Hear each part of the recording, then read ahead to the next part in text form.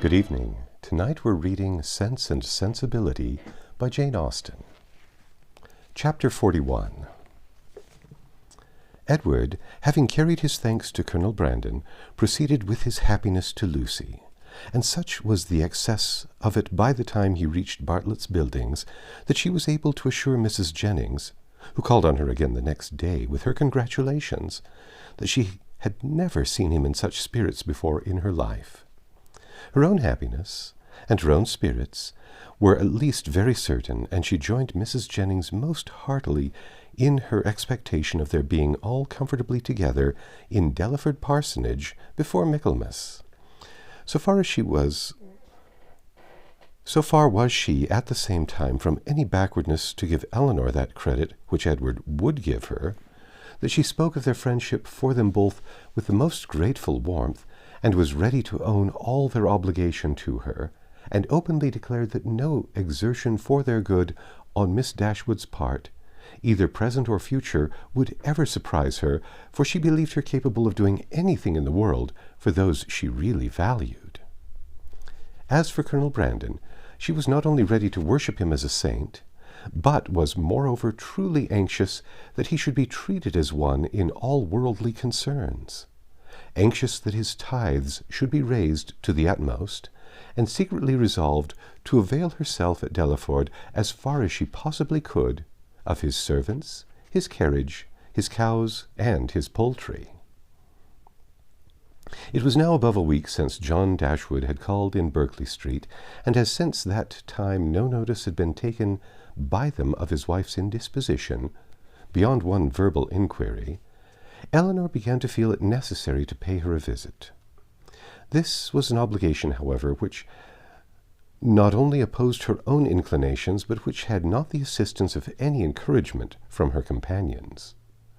Marianne, not contented with absolutely refusing to go herself, was very urgent to prevent her sister's going at all, and Mrs. Jennings, though her carriage was always at Eleanor's service, so very much disliked Mrs. John Dashwood that not even her curiosity to see how she looked after the late discovery, nor her strong desire to affront her by taking Edward's part, could overcome her unwillingness to be in her company again. The consequence was that Eleanor set out by herself to pay a visit, for which no one could really have less inclination, and to run the risk of a tete-a-tete with a woman whom neither of the others had so much reason to dislike. Mrs. Dashwood was denied, but before the carriage could turn from the house, her husband accidentally came out. He expressed great pleasure in meeting Eleanor, told her that he had been just going to call in Berkeley Street, and assuring her that Fanny would be very glad to see her, invited her to come in. They walked upstairs into the drawing-room. Nobody was there. "Fanny is in her own room, I suppose," said he. "I will go to her presently, for I am sure she will not have the least objection in the world to seeing you. Very far from it, indeed. Now especially there cannot be. But, however, you and Marianne were always great favourites. Why would not Marianne come?" Eleanor made what excuse she could for her. "I'm not sorry to see you alone," he replied, "for I have a good deal to say to you. This living of Colonel Brandon's, can it be true? Has he really given it to Edward? I heard it yesterday by chance, and was coming to you on purpose to inquire further about it." "It is perfectly true. Colonel Brandon has given the living of Delaford to Edward." "Really? Well, this is very astonishing.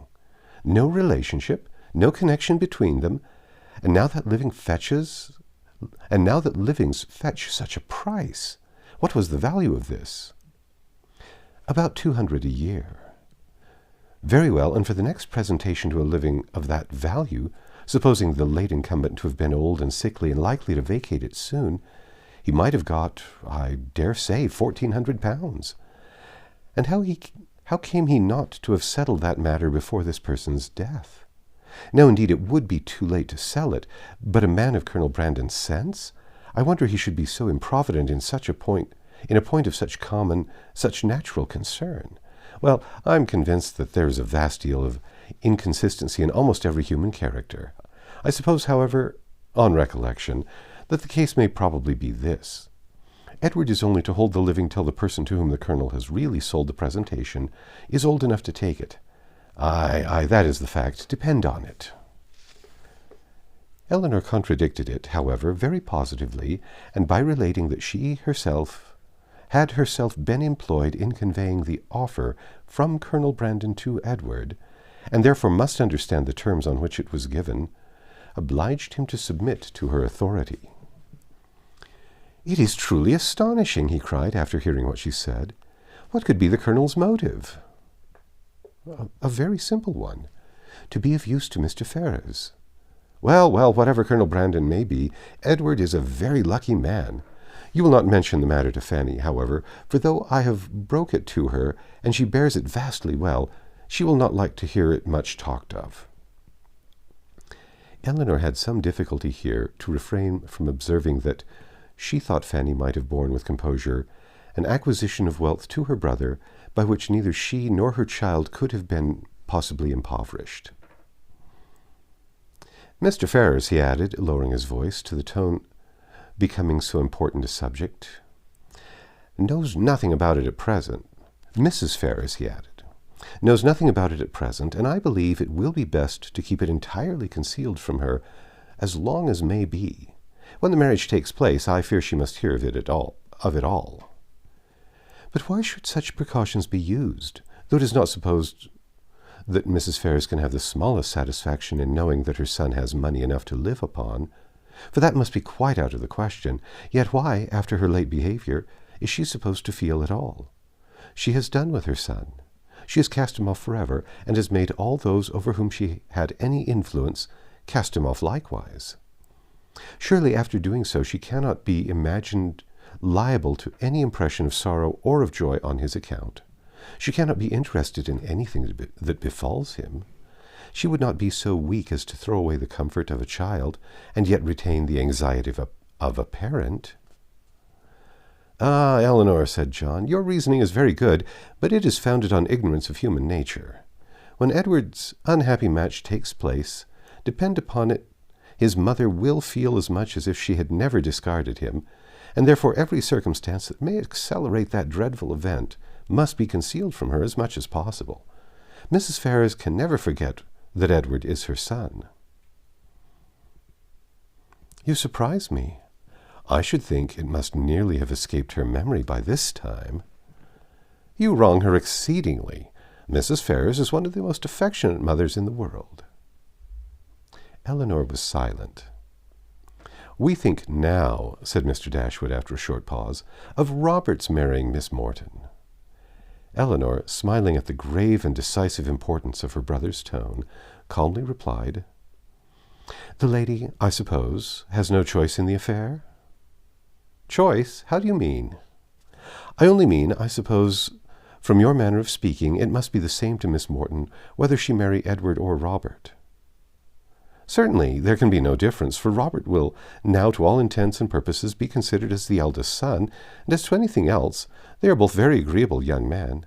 I do not know that one is superior to the other." Elinor said no more, and John was also for a short time silent.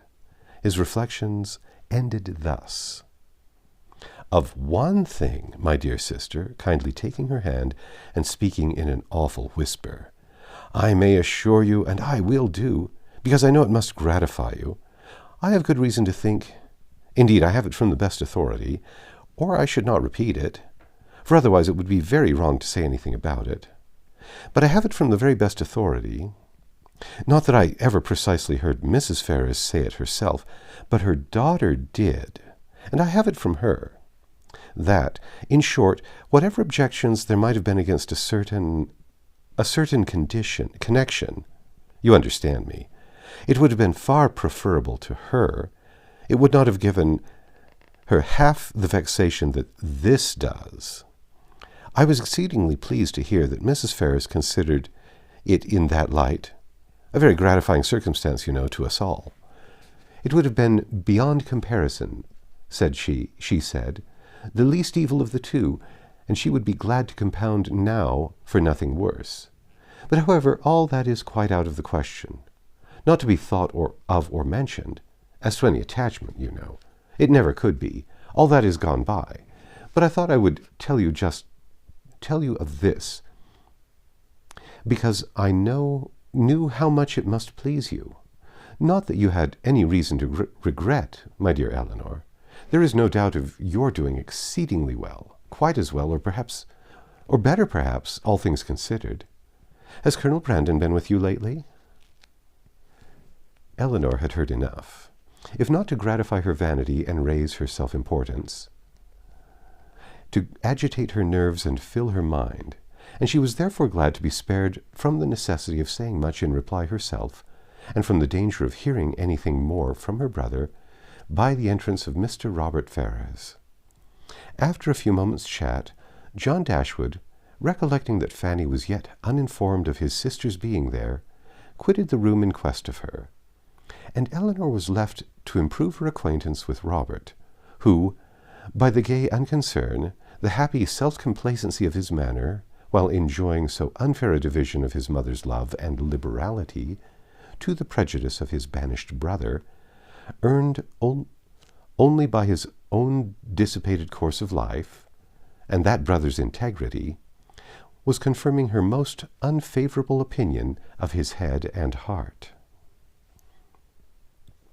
They had scarcely been 2 minutes by themselves before he began to speak of Edward, for he too had heard of the living, and was very inquisitive on the subject.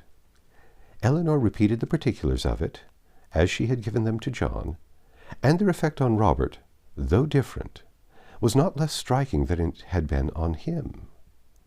He laughed most immoderately. The idea of Edward's being a clergyman, and living in a small parsonage house, diverted him beyond measure, and when to that was added the fanciful imagery of Edward reading prayers in a white surplice, and publishing the banns of marriage between John Smith and Mary Brown, he could conceive nothing more ridiculous. Eleanor, while she waited in silence and immovable gravity the conclusion of such folly, could not restrain her eye from being fixed on him with a look that spoke all the contempt it excited. It was a look, however, very well bestowed, for it relieved her own feelings and gave no intelligence to him.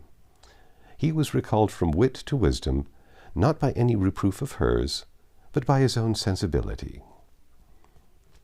"We may treat it as a joke," said he at last, recovering from the affected laugh which had considerably lengthened out the genuine gaiety of the moment. "But upon my soul, it is a most serious business. Poor Edward, he is ruined forever.